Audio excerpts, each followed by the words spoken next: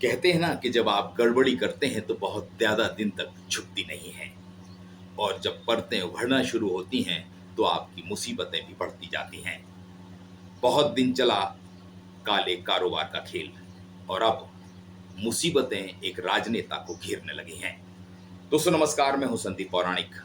सहारा जमीन घोटाला हो या आदिवासियों की जमीन खरीदी का, इस मामले में भाजपा विधायक संजय पाठक की मुश्किलें लगातार बढ़ती जा रही हैं और अब तो सियासी तौर पर भी हमले शुरू हो गए हैं और अब कमान संभाली है पूर्व मुख्यमंत्री दिग्विजय सिंह ने और उन्होंने सीधे तौर पर संजय पाठक को घेरा है और आरोप लगाया है कि आदिवासियों की जमीन किस तरह खरीदी गई। हमें जानकारी मिल रही है। मध्य प्रदेश के जो 3 सबसे पिछड़ी अनुसूचित जनजाति जाति है उसमें बैगा और बैगा के गांवों के अंदर किस प्रकार से वो व्यक्ति जो कि भारतीय जनता पार्टी के सरकार में मंत्री रहा, जो कि पहले कांग्रेस में था, उसके पिता सत्येंद्र पाठक मेरे मंत्रिमंडल में सदस्य थे, लेकिन किस प्रकार ये सत्येंद्र पाठक का बेटा संजय पाठक किस तरीके से लूट रहा है आदिवासियों को, उसका ये एक और प्रमाण हम बताते हैं। अब 4 लोग हैं जो कटनी के रहने वाले हैं। उनमें एक है रघुराज सिंह गौड़, पिता श्यामलाल गौड़, निवासी सुत्री तहसील बरही कटनी। दूसरा है नत्थू कोल, पिता रामनिलन कोल, निवासी मकान नंबर 22 वार्ड नंबर 11 ग्राम खंजरा तहसील विजय राघवगढ़ जिला कटनी। विजय राघवगढ़ के एमएलए कौन है, बरही के एमएलए कौन है? श्री संजय पाठक। तीसरे हैं राकेश सिंह गौड़, ग्राम भोलई, निवासी ग्राम बरमानी तहसील बरही जिला कटनी। और चौथा है प्रहलाद कोल,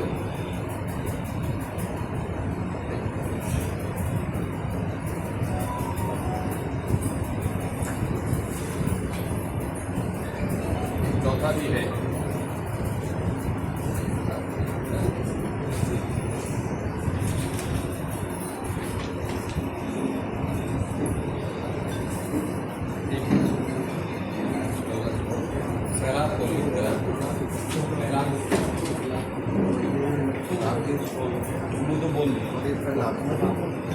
चौथा नाम प्रहलाद कोल, पिता पद्मू कोल, निवासी वार्ड क्रमांक 30 लाल पाठक वार्ड जिला कटनी, मतलब उन्हीं का।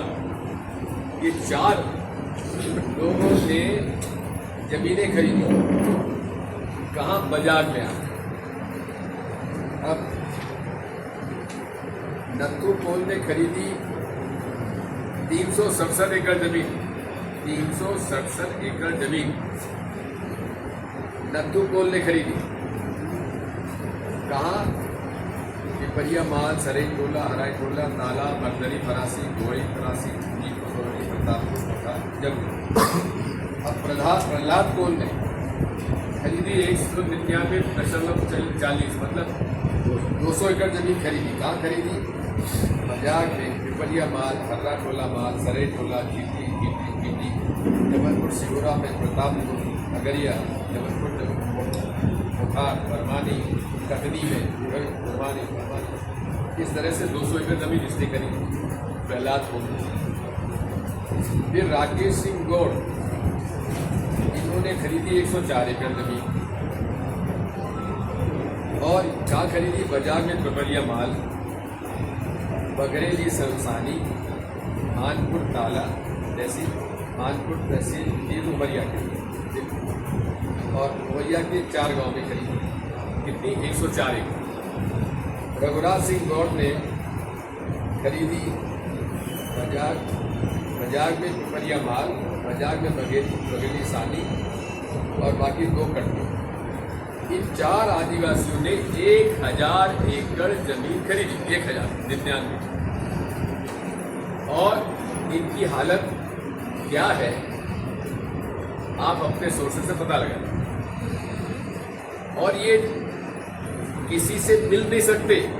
हम लोगों ने पूरा प्रयास किया कि हम लोग इनसे बातचीत करें, पता लगाएं, लेकिन ये गिरफ्त में है संजय पाठक।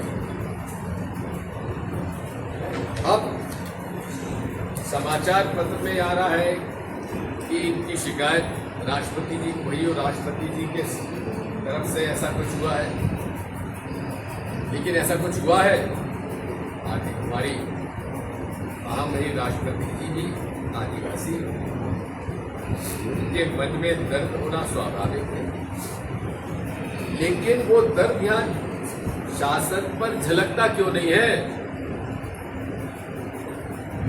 मुख्यमंत्री जी क्या कर रहे हैं, प्रधानमंत्री जी क्या कर रहे हैं जो आदिवासियों की बात करते हैं? ये तो पूरे प्रदेश का एक नमूना है, लेकिन इस नमूने को मैं हाईलाइट इसलिए करना चाहता हूं क्योंकि इसमें पूरे प्रदेश में नहीं देश में जो सबसे गरीब आदिवासी समूह है वो है पिछड़ा अनुसूचित जनजाति, जिसमें बैगा है। इसलिए मैं आज पंजाब जाऊंगा, उस गाँव पे जाऊंगा, लोगों से चर्चा करूंगा कहाँ क्या प्रकार की इसमें वैधानिक रूप से काम किया गया है, इसकी जांच करूंगा और उनके पक्ष में मैं लड़ाई लड़ूंगा। और ये चारों लोग जो है ये बीपीएल सूची में शामिल है और इन्हें 5-5 किलो अनाज भी मिल रहा है। जिसके पास 1000 एकड़ है 4 लोगों की, वो आज भी गरीब है और सरकार के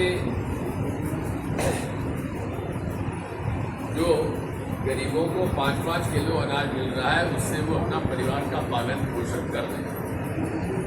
इस समस्या को समझने के लिए और उस समस्या से निदान पार दिलाकर उन्हें हक दिलाना ये हमारा प्रथम कर्तव्य है। ये हमारे मरकाती को जो काफ़ी चीज़ें बताई हैं और इन्हीं की सलाह पर मैं यहाँ पर आया हूँ ताकि हम लोग इस पर उनकी सुरक्षा कर सकें। बाकी तो बहुत सारी बातें हैं, लेकिन आज मैं अपने आप को यहीं तक सीमित करना चाहता हूँ। इस विषय पर अगर आप कुछ पूछना चाहते हैं तो निश्चित तौर पर ईडी, आईटी, सीबीआई, ईओडब्ल्यू सब में जाएंगे और national commission of tribal schedule tribes और स्टेट दोनों में जाएंगे, अदालत में जाएंगे इनके साथ जो अन्याय हो रहा है के खिलाफ। पिछले 4 सालों से खेत चल रहा था जमीन खरीद पर, उसका अब तक फिलहाल तो मैं उसमें क्यों उठाया गया? क्योंकि जानकारी नहीं थी। जब जानकारी आई तब तो उठाएंगे, बिल्कुल उठाएंगे। प्रशासन की उनका जिम्मेदारी है। बीते 1.5 महीने लोगों से लगातार शिकायत कर रहे हैं, वो आंदोलन कर रहे हैं, तो प्रशासन अभी तक कुछ भी नहीं कर रहा है। ऐसा नहीं है, मेरे पास 2 कॉपी है जो कि नोटिस दिया गया है कटनी के अधिकारियों को, इन लोगों की जानकारी मांगी गई।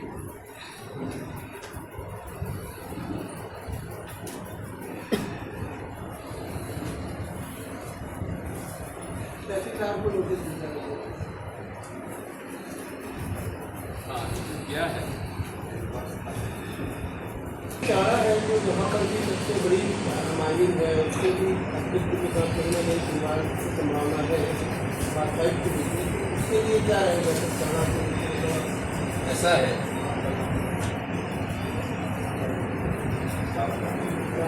चारा हम जा रहे हैं और उसमें वहाँ की परिस्थिति देखकर क्या कार्रवाई करना है इस पर हम पूरे तरीके से इसको टेकअप करेंगे। 15 साल हो गए रजिस्ट्री हुए, हाँ 15 साल हो गए लगभग रजिस्ट्री हुए, हाँ और प्रावधान ये कहता है कि 3 साल में जो जमीन रजिस्ट्री हुई थी उसका दावा। आप किसकी पैरवी कर रहे हैं? नहीं, मैं किसी पैरवी नहीं कर रहा हूँ। प्रावधान कह रहा 1960 का जो राज्य संबंध में था कि 3 साल के अंदर जमीन में जो भी दावा ये है। प्रस्तुत किए जाते। ऐसा है, इसको हम अदालत में देख लेंगे, आप उनकी पैरवी बन के जाओ लड़ाई कहाँ तक चलेगी? आखिर तक। धन्यवाद। सर बीजेपी जो है हमारा सिंदूर बांटने वाली खबर को सिरे से खारिज कर रही है, फर्जी बता। वाकई में जो तथ्य सामने आ रहे हैं वे चौंकाने वाले हैं कि सत्ताधारी दल का कोई नेता किस तरह जमीनों का खेल करता है। संजय पाठक जब कांग्रेस में थे तब भी उन्होंने ये किया, अब बीजेपी में है तो यही करते आ रहे हैं। क्या वाकई में आने वाले दिनों में उनकी मुश्किलें और बढ़ेंगी या फिर उन्हें सरकार का संरक्षण हासिल हो जाएगा जैसा अब तक होता रहा है? हमें इंतजार करना होगा। दोस्तों आज के लिए इतना ही। नमस्कार।